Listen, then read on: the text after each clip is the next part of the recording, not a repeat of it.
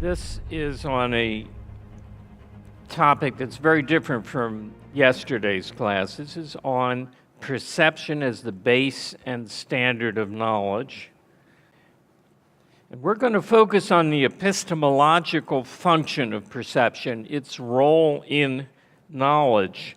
In the book, I have some discussion of the metaphysics of perception and the science of perception.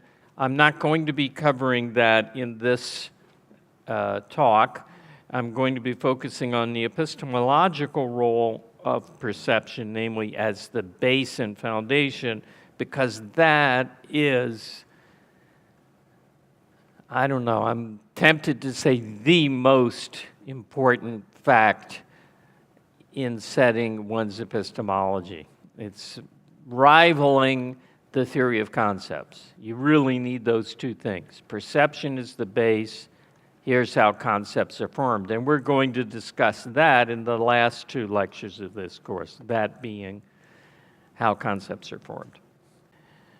Incidentally, part of the difference of what you're hearing in this class from what's in my book is due to the very insightful comments of Greg Salmieri and Ankar Gadi, who spent 10 hours with me on the phone discussing the material in the first 3 chapters of my book.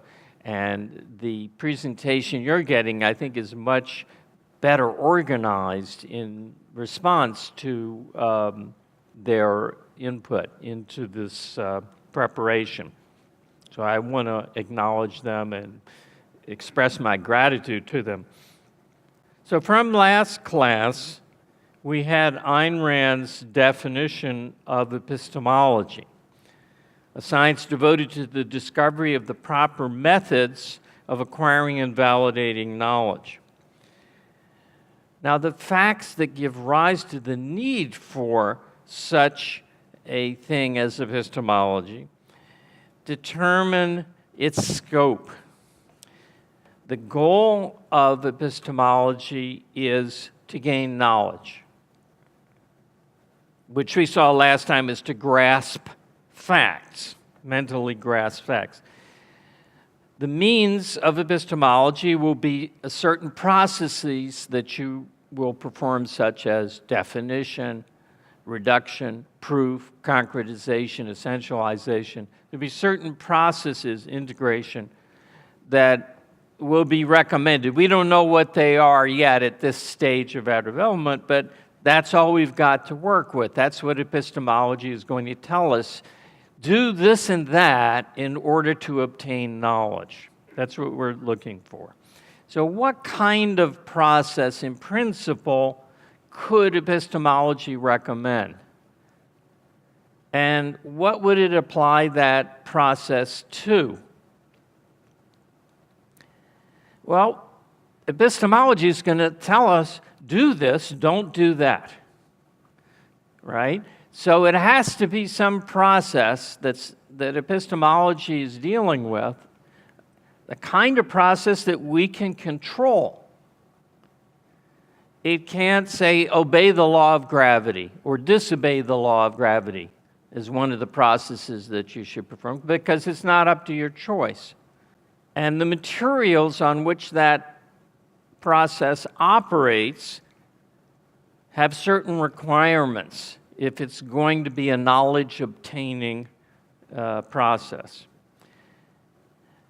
The ultimate material must be independent of our choice. Now, this is the flip side of what I just said. The processes that you use to work up the material to get knowledge have to be under your control, a matter of your choice. But the material ultimately has to be something beyond your choice, because you're trying to know reality. You're not trying to know a made-up world that you created. You're trying to know what nature gives you. So the material on which you must ultimately work has to be independent of your choice and not itself the product of some earlier process. Whatever is the raw material, the ultimate primary original raw material that knowledge works with, comes from reality. It comes from outside you. And that is the given. Whatever this is, whatever this primary material is that you don't control, that just comes to you, is provided to you, work with this. This comes from the world. This you didn't make up. That's called the given. Nature gives it to you as the raw material for you to work up into concepts, conclusions, value judgments. And as I said, it's cognitively primary material, the given. It cannot be, as we'll see in a second, something that comes from something else that in consciousness. It has to be the original. Now let's survey mental processes to see what meets these criteria, to find out what is that which we control and what is the given. That's what our goal is. That's what epistemology has to begin with. What's the given and what's our working up of material that starts as the given. There are two kinds of mental processes: cognitive, those that aim at knowledge, and non-cognitive. So let's get the non-cognitive out of the way. It was a big advance for human beings when they discovered that these were non-cognitive, but for the last 3,000 years, it's been pretty well known, except maybe not for the last one. Dreams. Originally, people think that dreams and hallucinations are contact with another part of reality. They don't understand that dreams are non-cognitive, that they're just things thrown up by the brain. Imagination is a little more easy to see that that's not cognitive because you make it up. That's what making up means. That's what imagination means. So you picture something, you do with it what you will. It doesn't represent the state of reality. It represents what you want to do with material that came from reality. And emotions are not cognitive. They are reactions to earlier conclusions. You've decided that, liver is a bad thing, as I have. That is, liver to eat. Yuck. So when I see it on the menu, you may love it. When I see liver, I have an emotional reaction. Oh boy. That's a reaction to the conclusion I formed from experiences with the liver. It's not a fresh cognition of reality. It's a reaction to a cognition in the past. So we can get rid of those. I don't mean get rid of them like not have them, but they are not in the running for what epistemology uses and what is the base of what it uses. So among the cognitive mental processes, there are beliefs and values. What's a product of a process? These are not processes now, these are products of processes. But coming to believe and coming to value, valuing is the process. Remembering, which I've written here as memories, and perceiving, which I've written as perception. Now there are one, maybe two other things you could put in here, but these are the main cognitive processes. So are any of them, what is their status? This is how epistemology gets going. Which of these are rock-bottom, reality-provided things that form the base and standard, and which are built up from that? Well, obviously, beliefs and values are reached volitionally. They're not nature-given. They're derivative from your experiences and from your earlier conclusions. So if you think there is a God, that's not something that you got from reality feeding it into you. It's something you were told, something you absorbed, something that you can get rid of and should. So obviously beliefs and values, liver tastes good or liver tastes bad, but more importantly, freedom is good, freedom is bad. Those are not primaries, they're derivative. They involve a great deal of volition, which is why people differ in their beliefs and values. They arrive at it in different ways. Memories. Now, memories are an interesting case because memory, by and large, is deterministic, but there's certainly a great scope for volition in memory. I don't know if you have experienced cases in which you remember something very clearly and then you find definitive proof that it didn't happen.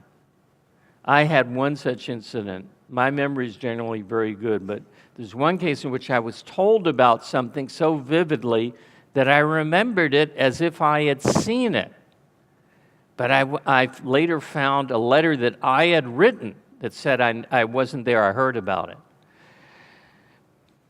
People's values and desires can influence how they remember things. Now that, of course, is high-level memory. If we're just talking about what happens at age 1, what gets remembered and what doesn't, I doubt there's much scope for volition to influence it. But memory is somewhat influenceable by volition. It's not totally neat. It's not like a photograph. It's not metaphysically given. It's more or less metaphysically given with editorializing possible from free will, from your values. But even if it were 100% deterministic, it's derivative. A memory is a copy, insofar as it is accurate, it is a copy of something else. So this memory cannot be the primary source. There's something to compare memory against, and that's perception. But once we get to perception, we've got what we're looking for. It's deterministic, it's automatic, it's physiologically set. There's no scope for volition. It's primary. It's not a copy of something else. It's not a combination made up of other things. It's the original raw material of knowledge. Now, some of you may want to object. Volition can influence perception because you choose what to look at. But that's not the relevant sense of affecting perception. Once you choose to point your eyes in a certain direction, what comes in is absolutely beyond your control. It's determined. Whereas with imagination, you can just do what you want with it. To be sure we're all on the same page, perception, we're talking about seeing, hearing, touching, smelling, tasting. We're not using the wider sense of perception, which just means awareness. It's automatic, it's not volitional, it's a response to physical contact with reality, and it's a primary. All those things together make it the given that we were looking for, the rock-solid base of everything else. Everything else that you control or copy or work up has to adjust to the perceptually given, which is self-evident and is the base of everything else.